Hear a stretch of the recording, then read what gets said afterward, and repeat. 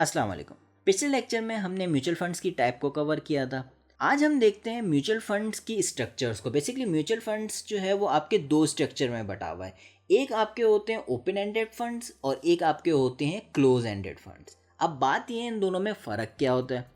Open ended आपके funds जो होते हैं वो आपके शेयर्स की तरह होते हैं। जब बाय करना चाहें, जब सेल करना चाहें, आप फ़ौरन बाय कर सकते हैं। मार्केट आवर्स में आप उसको बाय कर सकते हैं और अगर आपके मनी मार्केट है तो अगर आपको अलाउ करता है तो आप दिन में कभी भी बाय कर सकते हैं। 24/7 भी हो सकता है। ऐसे 24/7 तो नहीं होता है, एक टाइम स्पेसिफिकली दिया हुआ होता है, लेकिन कुछ आपके अच्छे खासे आपके आवर्स देते हैं आउटसाइड मार्केट आवर्स। ठीक है, तो आप कभी भी उसको आसानी से ख़रीद सकते हैं। एटलीस्ट आप मार्केट आवर्स में तो मज़े से उसको ख़रीद ही सकते हैं। ठीक है, तो ये बहुत आसान होता है ओपन एंडेड फंड्स को ख़रीदना। ठीक है, ये आपके नेव पे ही आपके ट्रेड कर रहे होते हैं, नेट एसेट वैल्यू। ठीक है, जैसे आपको पहले भी मैंने बताया हुआ है। और इसमें लिक्विडिटी हाई होती है। लिक्विडिटी हाई का मतलब ये हो जब चाहो आप ख़रीद सकते हो, जब चाहो आप उसको बेच सकते हो, कोई मसला नहीं है। तो ये कॉन्सेप्ट बेसिकली हम जो डील कर रहे थे वो इसी का ही था। तो ये हमें कॉन्सेप्ट क्लियर है। अब हम देखते हैं क्लोज एंडेड फंड्स क्या होते हैं। ये आपके शेयर्स की तरह होते हैं, लेकिन शेयर्स की तरह इनिशियल पब्लिक ऑफरिंग में ऑफर होते हैं। ठीक है, और उसके बाद ये आपके स्टॉक मार्केट में बिकते हैं। ठीक है, ट्रेड होते हैं बेसिकली। वो आपका क्या था, वो आप जब लेना चाहें, जब बेचना चाहें, एक शेयर की तरह आप उसको बेच सकते हैं, कोई मसला नहीं है। लेकिन क्लोज एंडेड फंड में क्या होता है, क्लोज एंडेड फंड में जिस तरह से आपने देखा होगा कि कोई भी कंपनी अपने शेयर्स इशू करती है तो सबसे पहले इनिशियल पब्लिक ऑफरिंग करती है। वहाँ पे आपकी ये प्राइमरी मार्केट होती है जहाँ पे आपके शेयर्स ऑफर होते हैं। ठीक है, पहली दफ़ा उसको इन्वेस्टर ख़रीदते हैं और उसके बाद जो है वो स्टॉक मार्केट पे आपके ट्रेड हो रहे होते हैं। आपके जो ओपन एंडेड फंड्स जो है ना उसमें आईपीओ नहीं होता। ठीक है, ना उसमें आईपीओ होता है, ना वो स्टॉक एक्सचेंज पे आपके ट्रेड करते हैं। जबकि आपके क्लोज एंडेड फंड्स जो होते हैं वो सबसे पहले आपके आईपीओ पे इशू होते हैं और उसके बाद आपके पीएसएक्स के उसके प्लेटफॉर्म पे आपके ट्रेड हो रहे होते हैं। ठीक है, ये इसका सबसे बड़ा डिफरेंस है।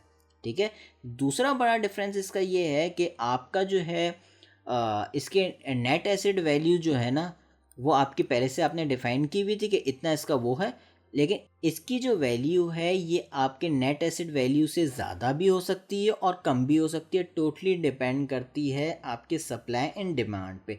इन शॉर्ट ये आपके जैसे शेयर्स के होते हैं कि शेयर्स आपका जो है वो फॉर एग्जांपल आईपीओ में 100 रुपये का था, लेकिन अब वो फॉर एग्जांपल 250 रुपये पे स्टॉक एक्सचेंज पे ट्रेड हो रहा है। तो ये भी ऐसे ही है कि नेट एसेट वैल्यू हो सकता है उस वक्त आपका 10 रुपये का हो, लेकिन अभी हो सकता है 4 रुपये का भी ट्रेड कर सकता है और हो सकता है 12 रुपये का भी ट्रेड कर सकता है।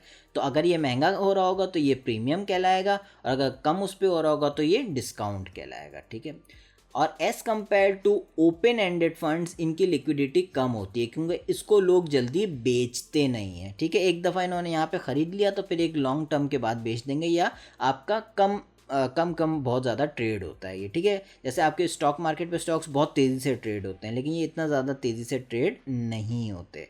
ठीक है, ये टोटली आपका डिपेंड करता है कि लोगों का क्या वो है, रुझान क्या है इस पर्टिकुलर उससे रिलेटेड, फंड से रिलेटेड। ठीक है, तो हम यहाँ देख लेते हैं। ये हमारे पास पीएसएक्स की वेबसाइट हो गई।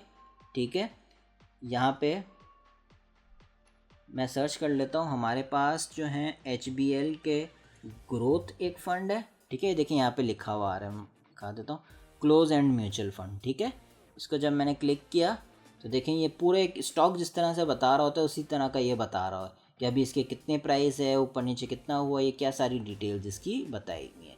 इसी तरह हमारे पास एचबीएल का एक और है इन्वेस्टमेंट के नाम से, ये देखें इन्वेस्टमेंट फ़ंड, ये भी आपका क्लोज एंड म्यूचुअल फंड है। ठीक है, ये भी देखें ये पूरा आपको बता रहा है। ठीक है, तो ये हमारे पास हो गए क्लोज एंडेड फंड्स। तो इस लेक्चर में हमने देख लिया कि हमारे पास दो किस्म के स्ट्रक्चर्स होते हैं। एक ओपन एंडेड फंड होते हैं जिसको जब चाहो ख़रीद लो, जिसको जब चाहो बेच लो, उसमें लिक्विडिटी बहुत ज़्यादा होती है, कोई मसला नहीं होता। और दूसरा हमारे पास क्लोज एंडेड फंड होते हैं जो सबसे पहले आईपीओ में आपके रिलीज़ होते हैं और फिर आपके स्टॉक एक्सचेंज पे ट्रेड होते हैं। ठीक है, बिल्कुल शेयर्स की तरह। ठीक है, तो उम्मीद करता हूँ मैं आप लोगों को ये वाला टॉपिक समझ में आ गया होगा। इंशाल्लाह अगले लेक्चर में हम म्यूचुअल फंड के आखिरी टॉपिक को कवर करें। अल्लाह हाफिज़।